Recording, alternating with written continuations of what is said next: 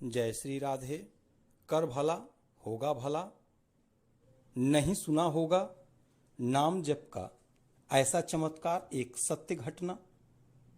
परम पूज्य श्री हनुमान प्रसाद पोद्दार जी महाराज की पुस्तक सरस प्रसंग से परम पूज्य कहते हैं, प्रभु श्री चैतन्य देव नीलांचल चले जा रहे हैं। प्रेम में प्रमद हैं, शरीर की सुध नहीं है। प्रेम मद में मतवाले हुए नाचते चले जा रहे हैं। भक्त मंडली साथ है। रास्ते में एक तरफ एक धोबी कपड़े धो रहा है। प्रभु को अकस्मात चेत हो गया, वे धोबी की ओर चले। भक्तगण भी पीछे पीछे जाने लगे। धोबी ने एक बार आंख घुमाकर उनकी ओर देखा, फिर चुपचाप अपने कपड़े धोने लगा। प्रभु एकदम उसके निकट चले गए। श्री चैतन्य जी के मन का भाव भक्तगण नहीं समझ सके। धोबी भी सोचने लगा कि क्या बात है।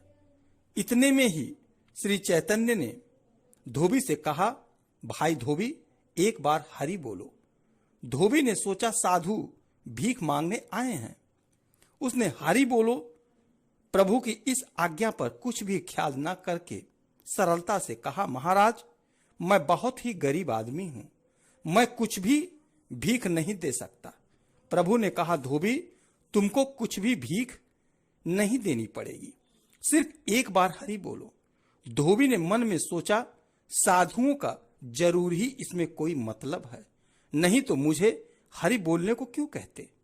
इसलिए हरि ना बोलना ही ठीक है।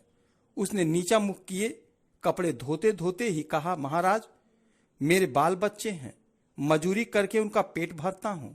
मैं हरि बोला बन जाऊंगा तो मेरे बाल बच्चे अन्न बिना मर जाएंगे। प्रभु ने कहा, भाई तुझे हम लोगों को कुछ देना नहीं पड़ेगा, सिर्फ एक बार मुंह से हरि बोलो। हरि नाम लेने में ना तो कोई खर्च लगता है और ना किसी काम में बाधा आती है, फिर हरि क्यों नहीं बोलते। एक बार हरि बोलो भाई। धोबी ने सोचा, अच्छी आफत आई। यह साधु क्या चाहते हैं, ना मालूम क्या हो जाए। मेरे लिए हरि ना बोलना ही अर्थात हरि नाम ना लेना ही अच्छा है। यह निश्चय करके उसने कहा, महाराज तुम लोगों को कुछ कामकाज तो है नहीं, इससे सभी कुछ कर सकते हो। हम गरीब आदमी मेहनत करके पेट भरते हैं, बताइए मैं कपड़े धोऊं या हरि नाम लूं। प्रभु ने कहा, धोबी यदि तुम दोनों काम एक साथ ना कर सको तो तुम्हारे कपड़े मुझे दो, मैं कपड़े धोता हूं, तुम हरि बोलो। इस बात को सुनकर भक्तों को और धोबी को बड़ा आश्चर्य हुआ। अब धोबी ने देखा, इस साधु से तो पिंड छूटना बड़ा ही कठिन है।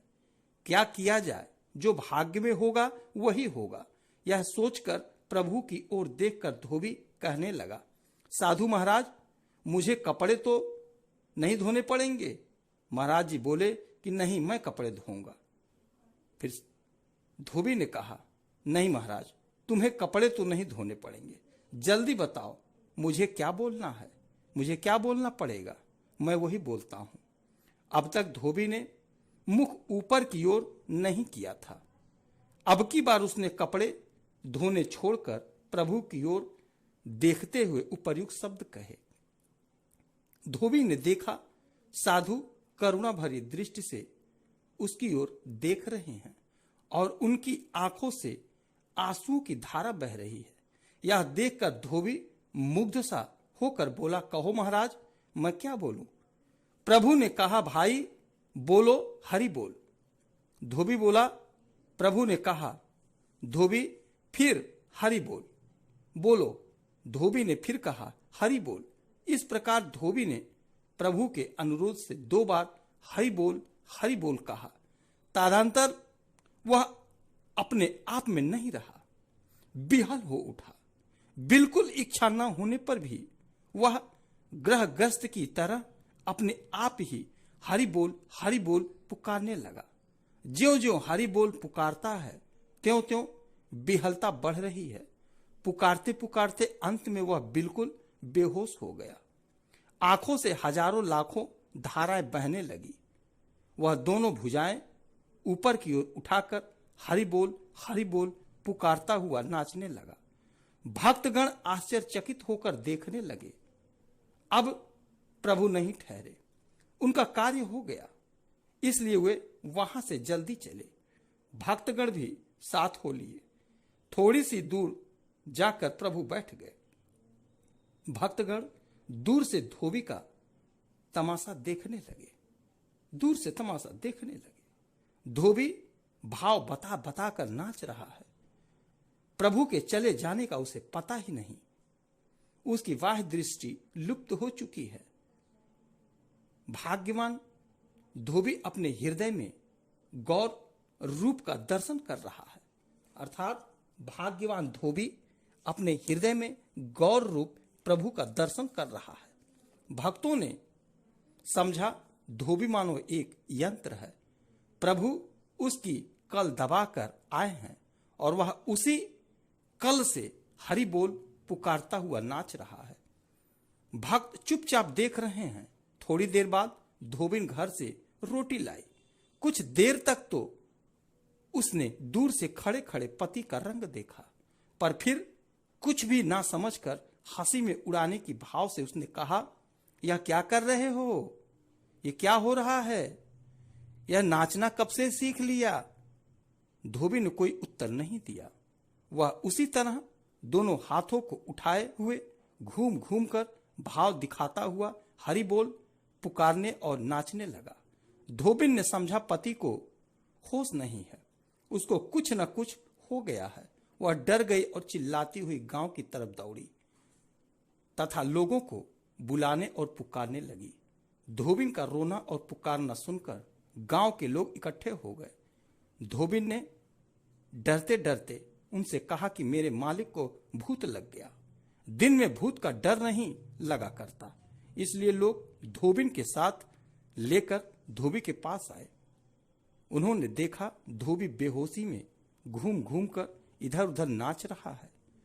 उसके मुख से लाल टपक रही है। उसको इस अवस्था में देखकर पहले तो किसी का भी उसके पास जाने का साहस नहीं हुआ। शेष में एक भाग्यवान पुरुष ने जाकर उसको पकड़ा। धोबी की कुछ होश हुआ और उसने बड़े आनंद से उस पुरुष को छाती से लगा लिया। बस छाती से लगाने की देर थी कि वह भी उसी तरह हरि बोल कहकर नाचने लगा। अब वहां दोनों ने नाचना शुरू किया। एक तीसरा गया, उसकी भी यही दशा हुई। इसी प्रकार चौथे और पांचवें क्रम से सभी पर यह भूत सवार हो गया। यहां तक कि धोबिन भी इसी प्रेम मद में मतवाली हो गई। प्रेम की मंदाकिनी बह चली।